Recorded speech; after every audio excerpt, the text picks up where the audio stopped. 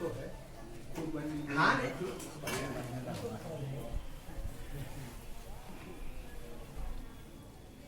अखंड मंडलाकारं व्याप्तं येन चराचरं तत्पदं दर्शितं येन तस्मै श्री गुरुवे नमः।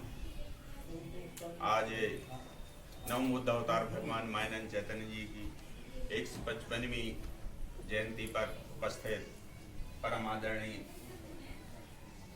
गीता रामायण सत्संग समिति के अध्यक्ष परम आदरणीय तिवारी जी के चरणों में नमन करते हुए रामायणी जी बिलखेड़ी से पधारे पूर्व सरपंच महोदय और बाहर से आए सभी स्थानीय और बाहर से आए हुए सभी आत्म सज्जनों को सादर नमन करते हुए जैसा आदेश हुआ है।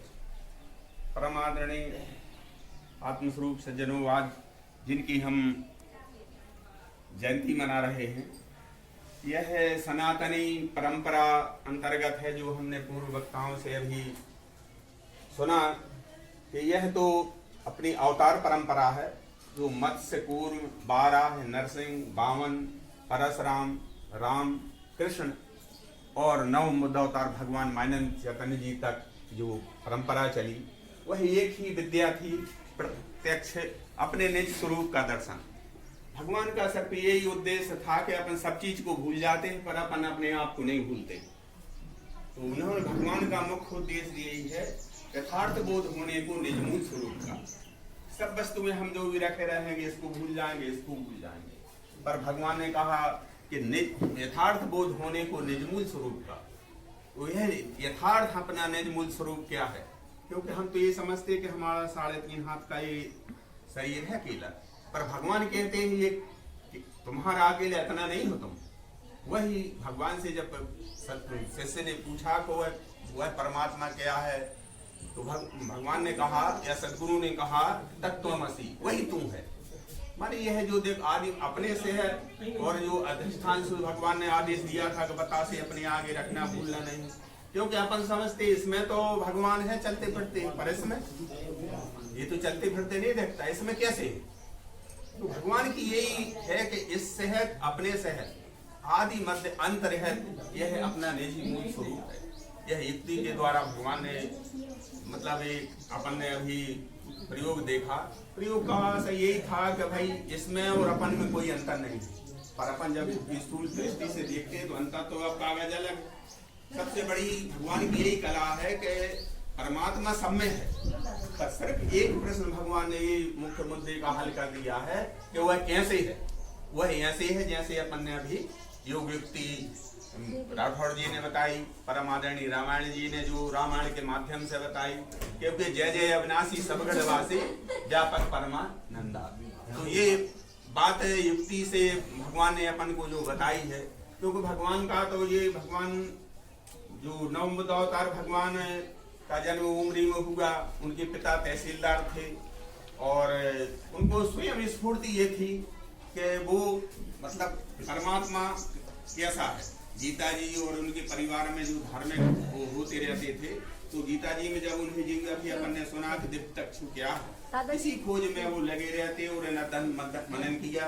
उसी खोज में वाराणसी पिताजी के साथ गए, सदगुरु मिलन हुआ विशुद्धानंद जी से, और यह युक्ति जो अपन ने अभी देखी, यह युक्ति उन्हें विशुद्धानंद जी ने 10 मिनट में समझा दी, क्योंकि अवतार थे, उनको अपना लक्ष्य समझ में आ गया। और उन्होंने 99 दिन तक कपिल गुफा में अपनी तपस्या करके इस सिद्धि यत यत पिंडे तत् ब्रह्मांडे, जो इसमें है वही इसमें है, और इसमें इसको सिद्ध किया। और सिद्ध करके इस विद्या का 2 बार नर्मदा परिक्रमा की भगवान ने, और केंद्रीय अध्यात्म विज्ञानशाला ओंकारेश्वर नर्मदा जी के दक्षिण तट पर अपना आश्रम बनाया, और आश्रम बनाकर अपने लिए ग्रंथों की रचना की अपने अध्ययन के लिए, जिसमें दिव्य दृष्टि, सर्वांग योग, चमत्कार निर्णय, नर नारायण आदि 4 ग्रंथ उन्होंने, और उनके दूसरे ग्रंथ भी हैं, विज्ञान प्रकाश है, वैदिक भागवत है, आदि की रचना की। तो ये भगवान ने जो आश्रम बनाया पहले 1977 में एक पेड़ वृक्ष के नीचे बनाया था उन्हें, और उसी को क्या उसी का आज ये स्वरूप है। वहाँ सौभाग्य सिंह जो वहाँ राजा थे, ओंकार सिंह के मानधाता के सौभाग्य सिंह जी, उन्होंने क्या 500 बाई 380 500 ऐसे मतलब बाई 380 वर्ग फुट जमीन आश्रम के लिए दी। तो आज जो वहाँ झोपड़ी थी, आज 30 कमरे हैं, उसमें बाकायदा दहलान है, भोजनालय है, उपदेश है। यह भगवान का जो प्रारंभ किया हुआ उपक्रम है, यह आज उसका दृश्य ओंकारेश्वर में उसका दिखता है। यही भगवान की वही मतलब प्रचार प्रसार की यह सब भक्तों ने और उपकेंद्रों द्वारा की गई है। और भगवान ने ये प्रथा चलाई कि भाई जो सदस्य बने उनकी 125 रुपया है। फिर वहाँ पत्रिका हर त्रैमासिक जो विज्ञान पत्रिका से होती है 30 रुपये में, और आजीवन उसके जो सदस्य बनते हैं। यह आर्थिक सहयोग केंद्रीय अध्यात्म विज्ञानशाला का, क्योंकि कोई वहाँ मालमत्ता या कोई पूंजी नहीं है विज्ञानशाला की, सब भक्ति ही उसका वो करते हैं। तो उसकी पत्रिका की जो आजीवन है 1100 रुपये है। और फिर उसकी संरक्षक सदस्य के रूप में भी मतलब बनाए गए। तो भगवान ने सभी कमेटी और मुख्यजन श्रेष्ठ वरिष्ठ जनों ने निर्णय लिया कि 11,000 आजीवन जमा करके वहाँ संरक्षक सदस्य बने। इसी प्रकार का सहयोग है मतलब ग्रंथ प्रकाशन में, अन्य भंडारे में या ये में इसी से सब संचालन वहाँ का होता है। और अपन सब वहाँ उपस्थित होकर वो केंद्र वाले भी ये करते हैं। ये भगवान ने जो वहाँ की ये तन मन धन से सब लोग प्रसार में लगे हैं। तो अपना भी सबका कर्तव्य है कि जहाँ जहाँ भी अपने जो है कम से कम उनकी बात तो ये कहें कि भाई इस विद्या का अपन हर जगह जाके प्रसार करें। जैसे अपने रामायण जी ने अभी रखा कि भाई जहाँ हर महीने हर सप्ताह या जहाँ यथासाध्य हो, यहाँ अभी यादव जी के निवास स्थान पे यहाँ अपने गीता रामायण सत्संग समिति का प्रतिदिन 6 बजे से 7 बजे तक बैठ सत्संग होता है। बस यही जानकारी और इतना ही कहकर बोलिए सद्गुरु भगवान की जय। यही है कि यह विद्या अंतिम व्यक्ति तक पहुंचे, उनका एक उद्देश्य यही था। और इसी विद्या को खोज करने के लिए उन्होंने 99 दिन तक कपिल गुफा में रहकर ये सिद्ध किया है। इस वस्तु में हम खुद को तो बोध हो गया क्योंकि अवतार थे, पर हर आदमी को ये कैसे बोध कराया जाए, वही हमने अभी राठौर जी के मुख से सुना देखा। अब इसके बाद परमादरणीय मलखान सिंह जी ठाकुर साहब माँ साहब हैं, उनसे निवेदन है कि अपना अनुभव 10 मिनट में आइए 5 मिनट। क्षेत्र में हमेशा उनकी ये रहती है कि रामायण का कार्यक्रम प्रतिमाह संपन्न हो, कहाँ होना है, पूरी प्रक्रिया लगाए रहते हैं, उसी का मार्गदर्शन।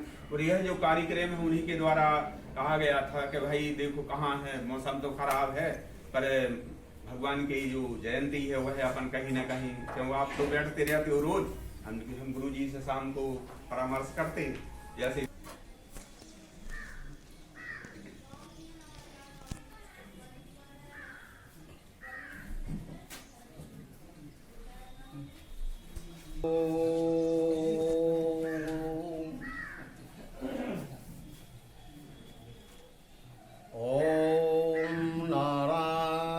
समारंभाम् मायानन्दं मध्यमाम् अस्मदाचार्यपर्यन्तां वन्दे गुरु परम्पराम्। अखण्डमण्डलाकारं व्याप्तं येन चराचरं तत्पदं दर्शितं येन तस्मै श्रीगुरुवे नमः। यस्मात् जातं जगत् सर्वं यस्मिन्नेव प्रलीयते येनेदं धार्यते चैव तस्मै परमात्मने नमः। तस्मै परमात्मने नमः। आज बड़े ही सौभाग्य का समय है। जिस समय आज हम जिस घड़ी में यहाँ पर बैठे हुए हैं, आज नवम बुद्ध अवतार भगवान श्री मानंद चेतन जी का जन्मदिन जयंती समारोह पावन नगर गोटे गांव में गीता रामायण सर्वांग योग टेनिस सत्संग का जो मंडल गोटे गांव में है, उनकी तरफ से एक कार्यक्रम रखा गया है। सम्माननीय आदरणीय यादव जी निज निवास स्थान पर, उनके लिए बार बार धन्यवाद है। ऐसी उत्तम जगह पर उन्होंने यहाँ समय दिया जहाँ डेली सत्संग गोटेगांव का होता है। आप सभी के लिए हार्दिक अभिनंदन स्वागत है। आज इस रामचरितमानस सर्वांग योग गीता मंडल गोटेगांव के अध्यक्ष परम पूजनीय तिवारी जी हमारे बीच में सदविवासन में विराजमान हैं। उनके चरणों में सादर पूर्व से प्रणाम करते हुए साथ ही हमारे क्षेत्र के सभी वरिष्ठ ज्ञान वृद्ध वयोवृद्ध सभी लोगों का हार्दिक अभिनंदन स्वागत करते हुए और अखंड ब्रह्मांड नायक विष्णु परमात्मा से कामना करते हुए हम सबका जीवन स्वस्थ हो, हम निरोग रहें। हमारा जो लक्ष्य है, हमारी जो जीवन यात्रा है, वो जीवन यात्रा जिस ओर हम जा रहे हैं वह पिता परमात्मा ऐसी प्रेरणा हमको दे, अपना लक्ष्य हम पूर्ण करके और उस गंतव्य स्थान पर पहुंच पाएं, ऐसी परमात्मा से कामना करते हुए और आप सभी का हार्दिक अभिनंदन स्वागत करते हुए आज का जो हमारा कुछ विषय है, उस विषय पे कुछ जो प्रभु की प्रेरणा होगी उस पर विचार रखेंगे। अभी अभी हम सभी लोगों ने परम सम्माननीय आदरणीय न्यामा जी के द्वारा, आदरणीय हमारे शिक्षक परम सम्माननीय राष्ट्रपति जी के द्वारा ये जो विषय सुना समझा, वो वास्तव में हमारे जीवन का परम लक्ष्य यही भी है। हम इतिहास देखते हैं, चाहे रामायण पढ़ते हो, चाहे भागवत पढ़ते हो, गीता पढ़ते हो या अन्य शास्त्र भी पढ़ते हो, यथा समय विद्वानों के द्वारा भी हम लोग सुनते समझते हैं अवतार परंपरा, अवतार क्यों होता है, वह परमपिता परमात्मा विष्णु को मानव देह धारण करने के लिए यहाँ क्यों आना पड़ता है, क्या जरूरत रहती है उसको यहाँ पर आने की, ये भी हमारा एक मूल विषय रहता है। सज्जनों, श्रीमद् भगवत गीता में या मानस में जो विषय लिखे हुए हैं कि जब जब हो धर्म की हानि, बाढ़ असुर अधम अभिमानी, तब तब धर प्रभु मनुष्य शरीरा, हरई कृपा निधि सज्जन पीड़ा।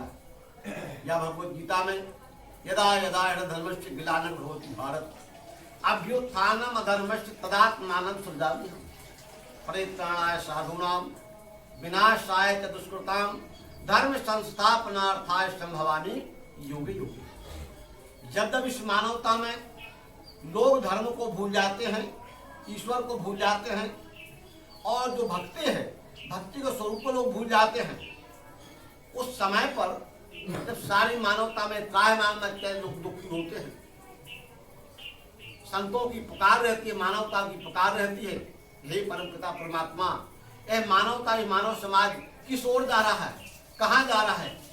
ऐसी विषम परिस्थिति में हमारे चतुर्युग मालिका में श्रीमद् भागवत में 24 अवतारों का वर्णन है, पर 10 अवतारों का वर्णन विशेष है, जिसमें मत्स्य कूर्म बाराहस्य नरसिंहो वामनस्य था, रामो रामस्य कृष्ण बुद्धा कल्कि तथा स्मृता, एते 10 अवतारस पृथिव्यां प्रकृतिता, मत्स्य कूर्म बाराह नरसिंह वामन राम परशुराम बुद्ध और कल के 10 अवतार असाधारण विभूतियां होती हैं। मानव समाज में मानव बनकर के आती हैं। मानव का धर्म क्या है, सत्य सनातन धर्म क्या है, तो ईश्वरी धर्म क्या है, उस मार्ग का निरूपण करते हैं, बताते हैं और उस मार्ग पर चलकर दिखाते भी हैं। रामचरितमानस भगवान श्री राम या भगवान कृष्ण का जो अवतार हुआ उसी श्रृंखला में हुआ, उसी श्रृंखला में चलते हुए कलयुग के 5000 वर्ष बीत जाने के बाद जो हमारे सामान्य पुराणों में भविष्य लिखा हुआ है, उस भविष्य को सिद्ध करने के लिए नवम बुद्ध अवतार भगवान श्री मानंद चैतन्य जी का आविर्भाव आज ही के रंगबदी पंचमी सन 1868 में जिनका जन्म हुआ, जिसका परिचय हमको अभी बताया गया, जिन्होंने जन्म लेने के बाद में अपने जीवन के उतार चढ़ाव लेते हुए भगवती मां नर्मदा की 2 बार परिक्रमा भी की। आज हम लोग भी परिक्रमा में जाते हैं। उनके जो सदगुरु विशुद्धानंद जी, जिनका दर्शन वाराणसी में उनको मिला और सहज में जो उनके पास गए, उन्होंने यही बात पूछी कि हे गुरुदेव, हे स्वामी जी, वो दिव्य दृष्टि क्या है, यदि आप वो दिव्य दृष्टि का प्रकाश मुझे दे सकें, दिव्य दृष्टि दे सकें तो मेरा जीवन धन्य हो जाए। उस 16 वर्ष की अवस्था में भगवान मेनन यानी जिनका नाम रामचंद्र, जिनका नाम भाऊ था, उनके गुरु विशुद्धानंद जी ने एक कंकड़ हाथ में लेकर के, जैसा एक कंकड़ हाथ में लेकर के और सूत्रमय पद्धति से इस विद्या को उनको बताया और कहा इस विद्या का प्रचार प्रसार करके जगत का कल्याण करो और अपना 9वां पद जो है बुद्ध, भगवान बुद्ध अवतार जो है उस प्रकार संभालो आप, जिसकी चर्चा हमारे अभी आदरणीय श्रीपाल जी ने की। तो उन्होंने गृह त्याग करने के बाद सन 1909 में गृह त्याग किया और गृह त्याग करने के बाद में 2 बार भगवती मां रेवा की परिक्रमा की और कपिल गुफा में रह करके जो मनन चिंतन किया, जिसके फलस्वरूप ये योग युक्ति हमारे सामने है, जिसका दर्शन हमने अभी सुंदर तरीका से जो राघव जी ने किया वो हमें सुना समझा। बिना इस योग युक्ति के दुनिया में दूसरा कोई उपाय भी नहीं है। शब्द ज्ञान के बड़े बड़े विद्वान, बड़े बड़े पुरुष ज्ञान की दुनिया में हुए, पर शब्द ज्ञान के द्वारा इस समस्या का निदान नहीं था। क्यों? वही जो ग्रंथि है, श्रुति पुराण बहु कहे वो पाई, छूटी ना अधिक ही अधिक उड़ जाए। शब्द ज्ञान में और ज्यादा उलझती गई जब तक। क्यों? सामने जीव के प्रश्न आता है, संगो वह परमात्मा है कि नहीं? दुनिया के मानव समाज में एक ही उत्तर आएगा, परमात्मा है नहीं है, सभी स्वीकार करते हैं, पर कहाँ है और कैसा है इसका समाधान नहीं। कहाँ है और कैसा है, जब तक इस विद्या का ज्ञान हमें, इस विद्या हमको नहीं मिली, हम बता नहीं पाएंगे। शब्दों में बताएंगे, जैसा सब में है वैसा इसमें परमात्मा सर्वव्यापी है, ये शब्दों की तरफ होती रहेगी, पर सब में है, सब जगह है। उस सब के अंतर्गत एक पुस्तक भी है, शब्द के अंतर्गत एक वस्तु भी है, इसमें कैसे है ये नहीं बताया जाएगा। भगवान नवम बुद्ध अवतार भगवान श्री मानव चैतन्य जी ने पूर्व के अवतारों का जो अनुभव लेकर के आए, वही जो वासना थी भगवान श्री राम की, जो वासना थी वही वासना द्वापर युग में आकर के भगवान कृष्ण का जन्म लिया। भगवान कृष्ण ने भी उस समय के काल में जो धर्म गिलानी थी, भगवत गीता का बोल देकर के धर्म गिलानी दूर की, पर कालांतर में क्योंकि धर्म गिलानी आना, मलिनता आना भी प्रकृति का ही स्वभाव है, फिर मलिनता आई, वह वासना फिर आगे चल करके इस कलयुग में, यानी जिसे हम कहते हैं 16 कला के भी साक्षी भगवान नारायण जी थे, उन्होंने आकर के विचार किया कि मैंने ही त्रेता युग में क्या किया, नाना प्रकार की मार काट करके असुरों का संहार करने के बाद धर्म की स्थापना की। इसके बाद पुनः फिर गिलानी आ गई, वही काल महाभारत में भी हुआ, लाखों लोग मारे काटे गए, धर्म स्थापना हुई, पर कुछ काल बाद में फिर वही हुआ। यानी अंतिम निदान नहीं है, इसलिए अंतिम उपाय लेकर के वो सर्वोच्च वासना भगवान नारायण जी की सूक्ष्म अवस्था में मनन चिंतन करने के बाद में उनके विचार आया कि ये बुद्धि का भ्रम है, मार काट करने के बाद समाधान नहीं है। समानवता में जो बुद्धि में भ्रम हो चुका है, वह दिखने वाला परमात्मा ईश्वर जो है, उस ईश्वर को लोग, उस परमात्मा को लोग एक मानव देह में देखना चाहते हैं, मानव आकार में देखना चाहते हैं। दिखने वाला विष्णु परमात्मा है। जब इसको लोग भूल जाते हैं, धर्म के नाम पर मजहबी ज्ञान मानवता में फैल जाता है, ये मानवता मजहब पंथों में बढ़ जाती है। लोग अपने अपने पंथ को, अपने अपने मजहब को श्रेष्ठ मानते हैं, दूसरे को कनिष्ठ मानते हैं, खून खराबा होता है और भक्ति के नाम पर नाना प्रकार का कर्मकांड आडंबर छा जाता है।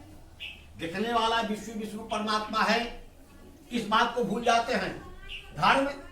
धर्म के नाम पर पंथाई ज्ञान जब बढ़ जाता है, वो भक्ति के नाम पर केवल कर्मकांड रहता है, उस समय पर वो विशिष्ट अवतार मानव बनकर के हमारे मानवता में आते हैं। और मानव धर्म क्या है, ओम धर्म क्या है, ईश्वरी धर्म क्या है, उसको बताते कि सज्जनों, धर्म तो दुनिया में एक है, धर्म अनेक नहीं होते हैं।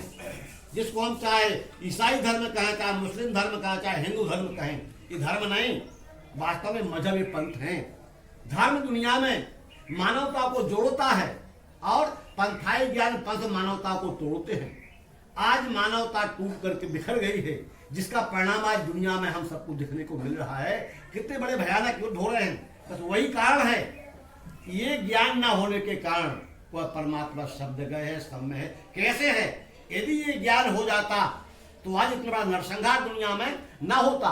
ये नरसंहार ना होने का कारण ये मजहबी ज्ञान है, ईश्वर को हम अलग देखना चाहते हैं और भक्ति के नाम पर केवल आडंबर, भक्ति के नाम पर केवल कर्म कांड रहता है। आज हमने अभी अपन जो प्रयोग देखा सज्जनों, यह प्रयोग रामचरितमानस में भी है, जो का त्यों बिखरा हुआ है, पर कहीं कहीं आज अपन ने देखा इसमें 5 तत्व हमारे अपने प्रयोग के द्वारा देखे गए। क्या रामचरितमानस में विषय नहीं आया? अरे रामचरितमानस में भी यही विषय आया है। उत्तरकांड में जब हम जाकर के देखते हैं तो वो भी कहते हैं सज्जनों, अपन ने पढ़ा है कि अनल अनल जल गगन रसा है, इन 5 में विश्व बसा है, या क्षिति जल पावक गगन समीरा पंच रंजित यह, ये 5 तो सारा दृश्य बना हुआ है। ये तारा को भगवान श्री राम ने समझाया था, 5 तत्वों का ज्ञान वहां पर भी दिया था। माया क्या है, जीव क्या है, आत्मा क्या है, उसको भी समझाया गया था। जीव नित्य कहलक तुम रोगा रोगा, हे देवी तारा, ये जीव तो हमेशा नित्य है, उसके लिए क्यों रोती हो? आत्मा सर्वव्यापी है, उसके लिए क्यों रोती हो? पर वह प्रत्यक्ष में ज्ञान नहीं। सज्जनों, मानवोत्तर कांड भी समझाया गया कि यदि इसमें तत्व देखना है।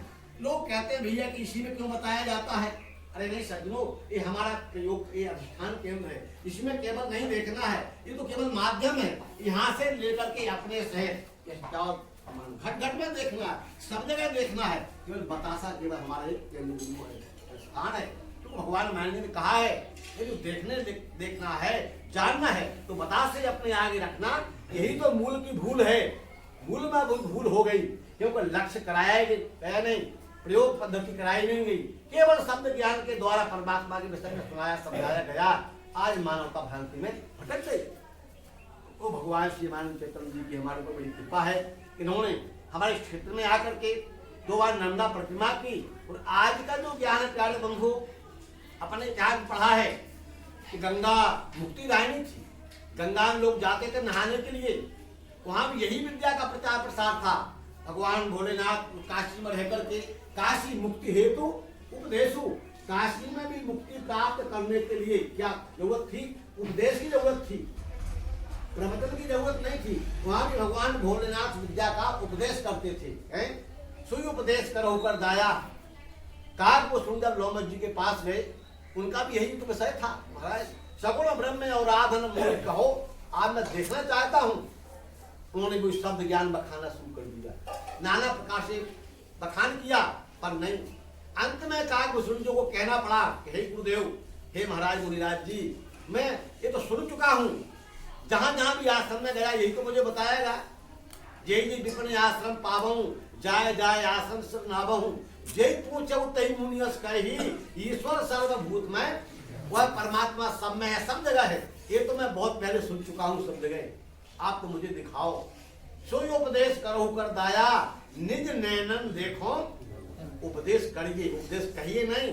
उपदेश करने में उपदेश कहने में बहुत बड़ा अंतर है।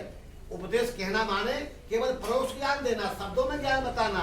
उपदेश करना माने प्रत्यक्ष प्रयोग दिखाना, वही उपदेश करिए।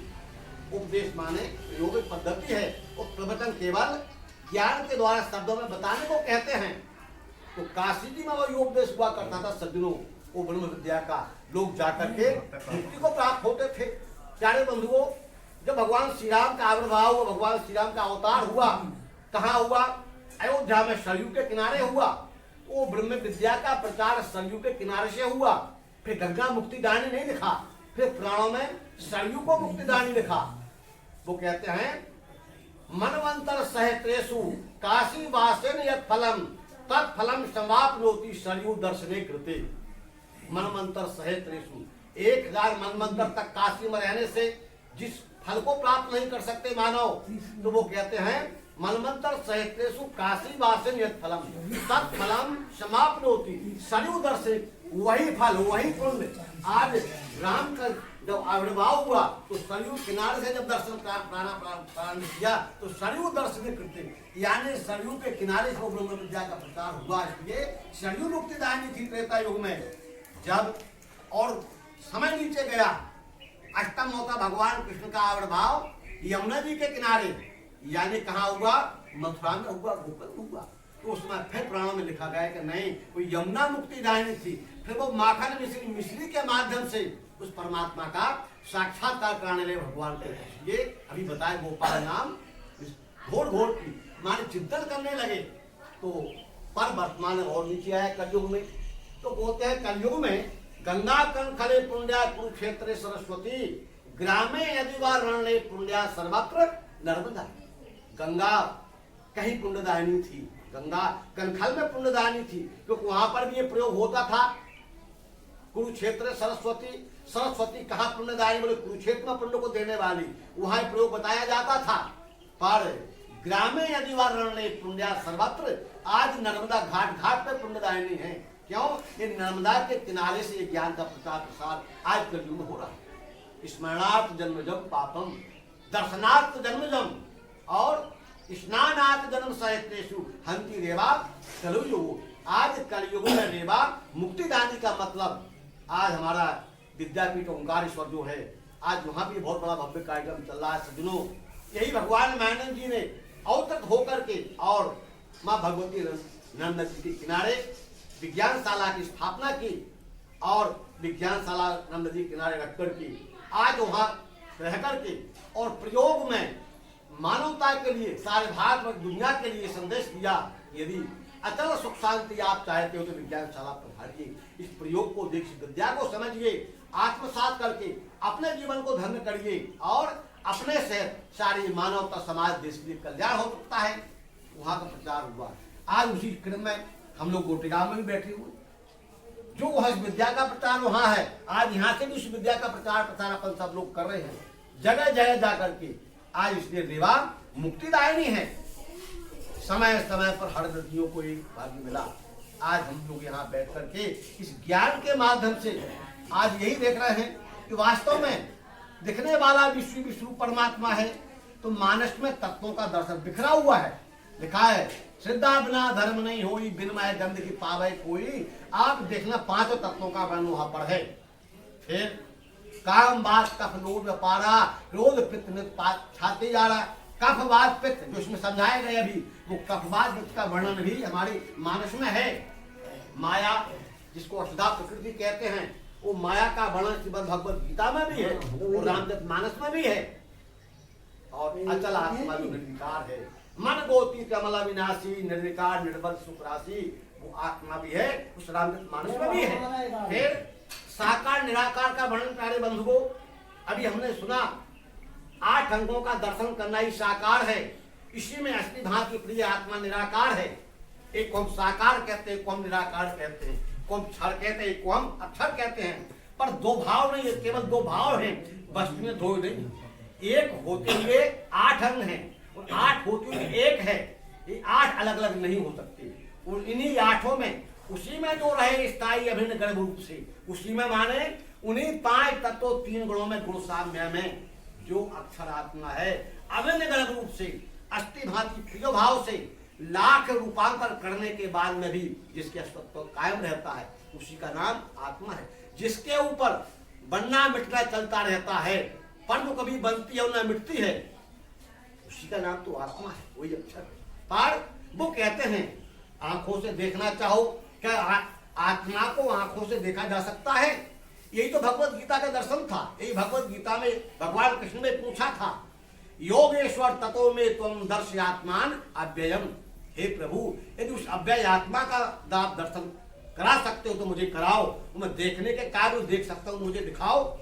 यदि वो देखने के योग्य नहीं होती तो कहते अर्जुन तेरा प्रश्न गलत है। तुरंत कह दिया भगवान कृष्ण ने, पश्चिम में पार्थ रूपाणि सस्वस्ता नाना विधानी दिव्यानि नाना वर्णाकृतिका। हे अर्जुन देख, अर्जुन इन आंखों से देखना चाहता था, देख रहा था भगवान कृष्ण की ओर। तब भगवान कृष्ण को कहना पड़ा कि अर्जुन न तू माम शक्ति से दृष्टम अनैनैव चक्षुषा। अर्जुन आंखों से बाहरी तू देख सकता नहीं मुझे मतलब अरे भगवान कृष्ण के सामने तो भगवान कृष्ण खड़े हुए थे, रथ पर बैठे हुए थे। इन आंखों से तो वो देख ही रहा था कृष्ण को, पर किसको देखने की बात है? आंखों से बाहर तू नहीं देख सकता मुझे, माने उस अव्यय आत्मा को जिसके विषय में तूने प्रश्न किया है अर्जुन, उस अव्यय आत्मा को इन आंखों से नहीं देख सकता। दिव्यम ददामी ते चक्षु पश्चिमे योग, मैं तुझे दिव्य दृष्टि देता हूं, दिव्य ज्ञान, उसके द्वारा तू देख सकता है। ये देखा जा सकता है, मिला जा सकता है, पर जब तक यह योग युक्ति हमारे पास नहीं है, लाख प्रयत्न करने के बाद भी हमें नहीं देख सकते हैं।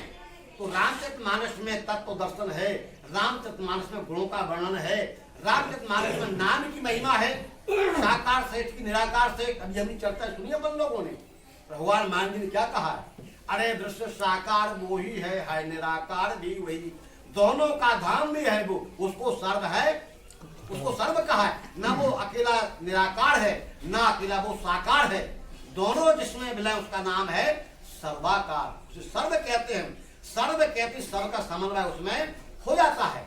इसलिए भगवत गीता में वही बात आई, यो मामेव समूढ़ो जानाति पुरुषोत्तम सा सर्वविद भजति माम सर्वभावेन। हे अर्जुन, वो सर्वरूप परमात्मा है, तो सर्व भाव से उसकी सेवा करो। पुरुष नपुंसक नारी वा जीव चराचर कोई, कुल सर्व भाव भज की एक भाव भज, सर्व भाव भज। जब वो परमात्मा सर्व रूप है तो सर्व रूपों में देख करके सर्व भाव में ईमानदारी के साथ व्यवहार करो, उसकी सेवा है। पूछा गया साकार सेठ है कि निराकार सेठ है, तो गोस्वामी तुलसीदास जी ने भी यही कहा है, सज्जनों साकार निराकार जो है ही नहीं, वस्तु सत्य है। उसको समझने के लिए तीन कल्पना है, साकार निराकार और परमात्मा, हर अक्षर पुरुषोत्तम, ये तीन कल्पना है। इसी आगे लिखा है कि एक ही वस्तु में जानो कल्पित भाव, ये तीनों कल्पना है। अपना निज रूप जानने के लिए, वस्तु का निश्चय करने के लिए ये तीन कल्पनाएं की गई। कल्पनाओं को छोड़ना पड़ेगा, क्योंकि भावातीतम वो वस्तु तीनों भावों से परे है। भावातीतम त्रिगुणरहितम, भावात माने यही तीन भाव है, क्षण भाव, अक्षर भाव और पुरुषोत्तम भाव।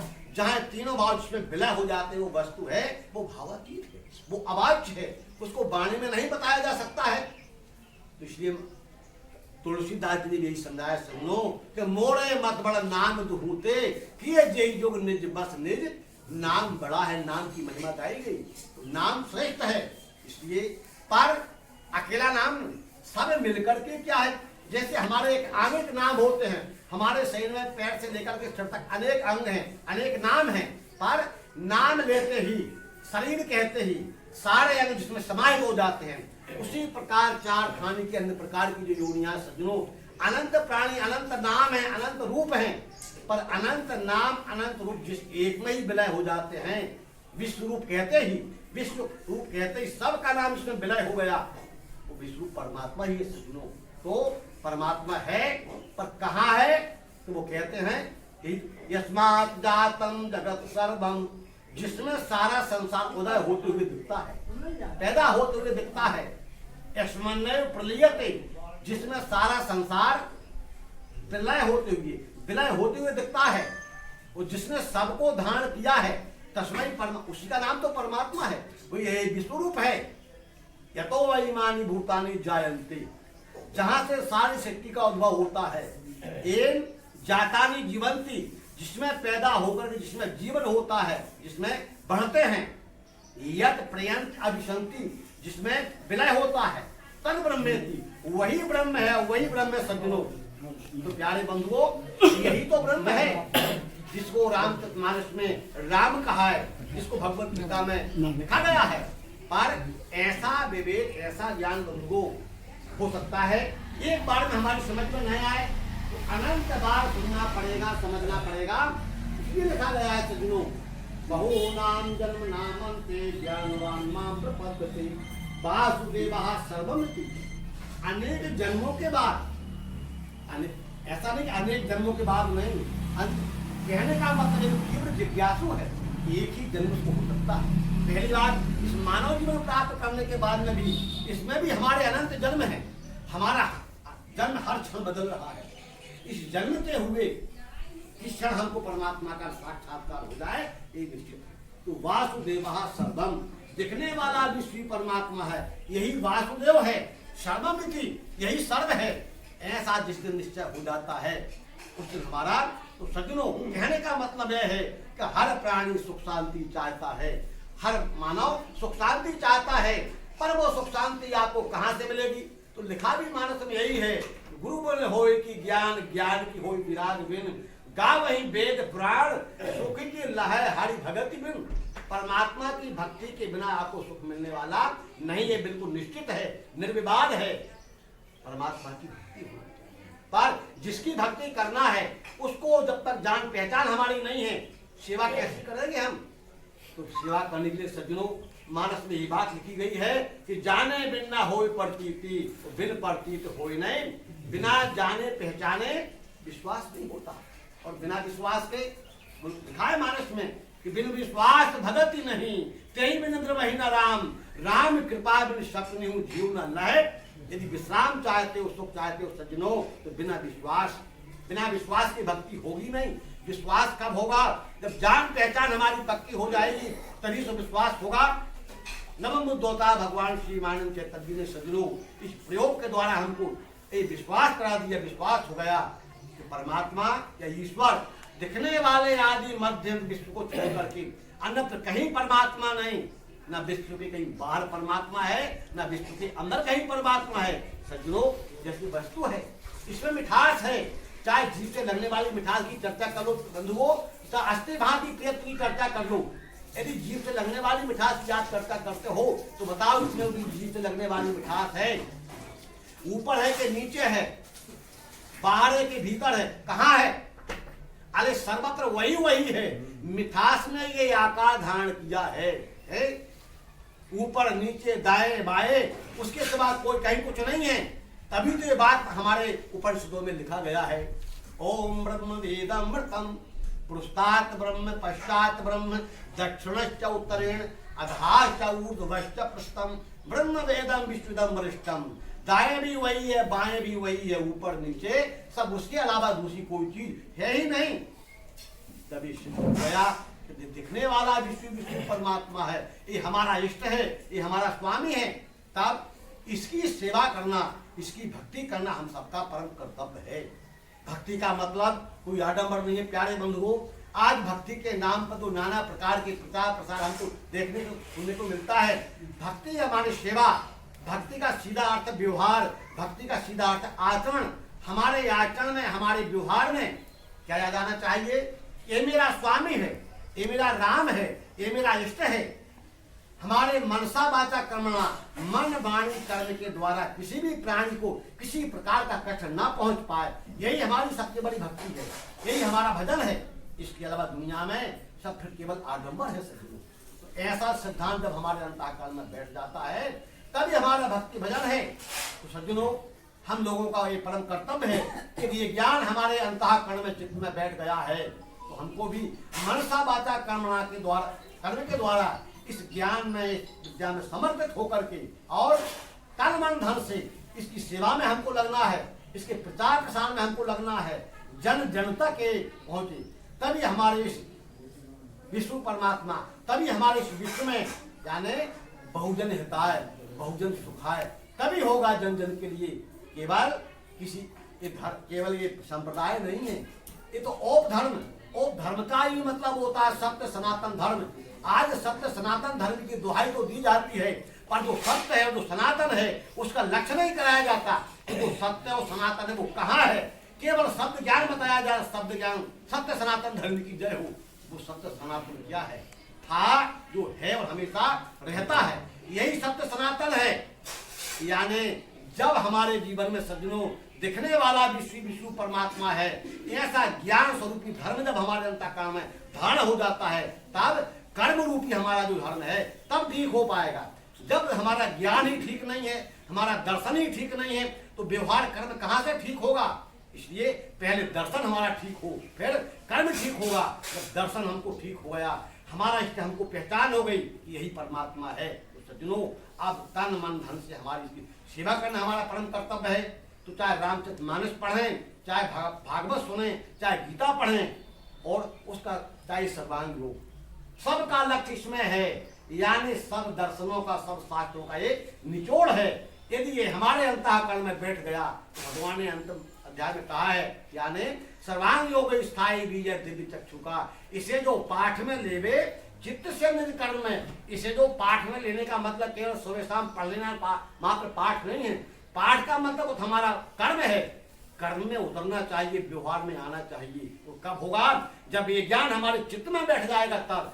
जब तक चित्त में बैठेगा नहीं तब तक होगा नहीं।